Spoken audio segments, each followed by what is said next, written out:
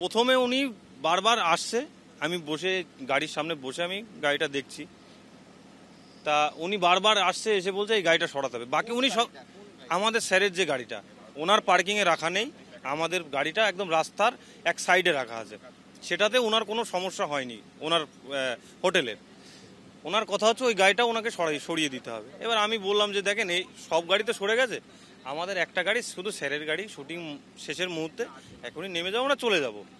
ওনার কথা হচ্ছে এইখান থেকে গাড়ি সরাতে হবে, আমি আমার হোটেলে শুটিং করতে দিয়েছি, আমি 1 টাকাও নিইনি। উনি যদি গাড়ি না সরায় আমি হোটেলের থেকে শুটিং এখন সব কিছু নামিয়ে দেবো। আমাকে এসে ধাক্কা মারছে ওর স্টাফ আর উনি মালিক এসে নিজে বুকে টুকে ধাক্কা মারছে। আমি তখনও বলছি দেখেন স্যার আমি পুলিশ বলে এখানে দাঁড়িয়ে, উনি বলছে আমি পুলিশ মানি না। এই হলো সেই রেস্তোরাঁ সিসিটিভি ফুটেজ এবং সেই মারধরের সিসিটিভি ফুটেজ, যে রেস্তোরাঁর মালিককে মারধর করেছেন তৃণমূল অভিনেতা বিধায়ক সোহম চক্রবর্তী। যার রেস্তোরাঁয় শুটিং তাকেই পেটালেন তৃণমূলের অভিনেতা বিধায়ক, মাটিতে ফেলে। দেখুন সেই ছবি, মাটিতে ফেলে লাথি, কলার ধরে চর, ঠিক কি পরিস্থিতি হয়েছিল একেবারে সিসিটিভি ফুটেজে ধরা পড়েছে সেই ছবি। নিউ টাউনের রেস্তোরাঁ মালিককে বেধড়ক মার তৃণমূলের অভিনেতা বিধায়ক সোহমের। আইন ভাঙলেন খোদ আইন প্রণেতা। রেস্তোরাঁর সামনে গাড়ি রাখা নিয়ে গন্ডগোল বাঁধে, চড়াও হন তৃণমূল বিধায়কের নিরাপত্তা রক্ষীরা। হোটেলের মালিককে ঘুষি লাথি মারেন সোহম, সেই ছবি একেবারে স্পষ্ট সিসিটিভি ফুটেজে।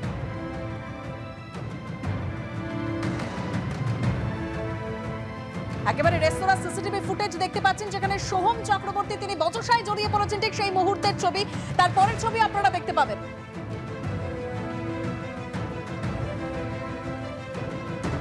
আঙুল উঁচিয়ে কথা বলছেন সোহম চক্রবর্তী, সেই ছবি ধরা পড়েছে একদম সিসি ক্যামেরায়, যেটা আপনারা দেখতে পাচ্ছেন। এরপরেই মাটিতে ফেলে যেভাবে মারধর করলেন সোহম চক্রবর্তী, সেই ছবি ধরা পড়েছে রেস্তোরাঁর সিসি ক্যামেরা ফুটেজ। এটা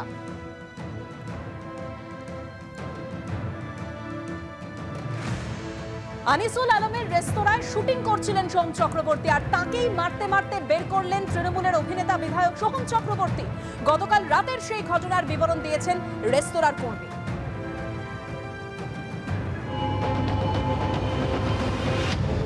গোটা ঘটনার কয়েকটা ফেজ রয়েছে। প্রথম, আমি যে জায়গায় রয়েছি, যে ছাদে রয়েছি, এই ছাদের ওপরে গতকাল সন্ধ্যে 7:30টার পর থেকে প্রায় 20 থেকে 25 জন যারা শুটিংয়ের ইউনিট ছিল তারা ছিল। সঙ্গে ছিলেন সোহম এবং একজন অভিনেত্রী মধুমিতা বলে একজন অভিনেত্রীর নাম উঠে আসছে। এবং তারপর কি হলো, আমাদের সঙ্গে রয়েছেন ম্যানেজার দীপঙ্কর। সোহম ঠিক এই ছাদে ছিলেন, শুটিং চলছিল। তারপর কি হলো?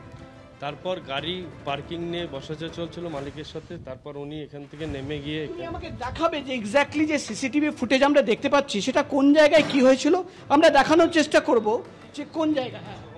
নেমে যাচ্ছে, এই সিঁড়ি দিয়ে নামছে উনি মালিকের সঙ্গে কোনো কথাবার্তা না বলে, ঠিক আছে, উল্টো পাল্টা আরম্ভ করেছেন এবং আমরাও আতঙ্কে আছি। ঠিক আছে, উনি এক্স্যাক্টলি কোন জায়গায় হয়েছিল আমরা দেখানোর চেষ্টা করব। আমরা দেখতে পাচ্ছি সোহম, যিনি রুফটপে ছিলেন, শুটিং করছিলেন, তিনি কিন্তু নেমে আসেন এবং ঠিক এই জায়গায় সিসিটিভি ফুটেজ, ঠিক আমি যে জায়গায় দাঁড়িয়ে রয়েছি এই জায়গাকার ফুটেজ এবং সিসিটিভি তোমাকে দেখাবো। তুমি দেখতে পাচ্ছ এই যে সিসিটিভি, একদম এই সিসিটিভি একমাত্র প্রমাণ। সমস্ত ফুটেজ কিন্তু এই সিসিটিভি এসে পৌঁছেছে এখানে। যখন সোহম এসে পৌঁছলেন, ছাদ থেকে আমরা আসলাম, তারপর কি হলো? তারপর মালিকের সঙ্গে কথাবার্তা কাটাকাটি চলতে মালিককে চর কিল ঘুষি মারে এবং বলে দেখবি আমি তোকে ন্যাংটুকুর ঘোরাতে পারি, এবং রেস্টুরেন্ট বন্ধ করে দেওয়ার একটা হুমকি দেয় এবং নানা রকম ভাষায় উনি কথা বলে। উনি একজন বিধায়ক। আমরা দেখতে পাচ্ছি কলার ধরে টেনে বাইরে নিয়ে যাওয়া হচ্ছে। তারপর কি হলো? তারপরে ওনার সঙ্গে কথা, আমাদের প্রতিটা স্টাফকে মারধর করে, আমাকেও মেরেছে, দেখতে পাবেন আমার এই জায়গাটায়। আচ্ছা, এখনো ফুলে রয়েছে। আমার আরো স্টাফকে মেরেছে, সব ভয়ে আমরা আতঙ্কে ছিলাম। একজন পুলিশ কর্মীকেও দেখতে পাচ্ছি, পুলিশের সামনে এটা হলো। পুলিশের সামনে আমরা তো দেখি না, আমরা পেলেই গিয়েছিলাম, আমাদের মারধর করেছে। ওনার যে সিকিউরিটি ছিল সোহমের, আমার এই জায়গায় আমার কিচেনে শেফদের মেরেছে এবং যারা থালা বাসন। অভিযোগ জানাচ্ছেন না কেন আপনারা? অভিযোগ জানাচ্ছি না, উনি একজন প্রভাবশালী লোক এবং একজন বিধায়ক, একজন হিরো।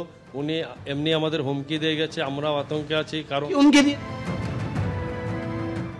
অর্থাৎ রেস্তোরাঁর কর্মীরা কতটা আতঙ্কের মধ্যে রয়েছেন যে কারণে তারা থানায় অভিযোগ পর্যন্ত জানাতে পারেননি। এমনই মারমুখী চেহারায় দেখা গিয়েছিল সোহম চক্রবর্তীকে এবং রীতিমতো মারধর করেছেন রেস্তোরাঁর মালিক আনিসুর আলমকে। তিনি কি বলেছেন দেখুন।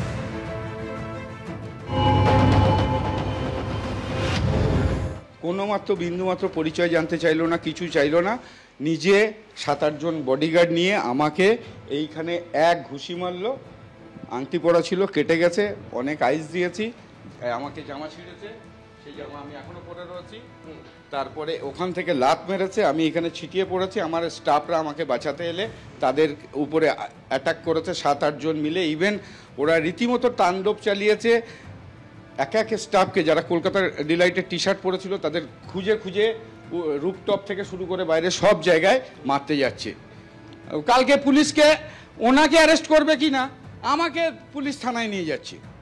এটাই দেখুন, এটাই প্রশাসন কিভাবে চলছে। থানায় কিছুক্ষণ বসিয়ে আমাকে থানা থেকে ছেড়ে দিয়েছে। চোখের সামনে গুন্ডামু করে গেল একজন জনপ্রতিনিধি, একজন অভিনেতা।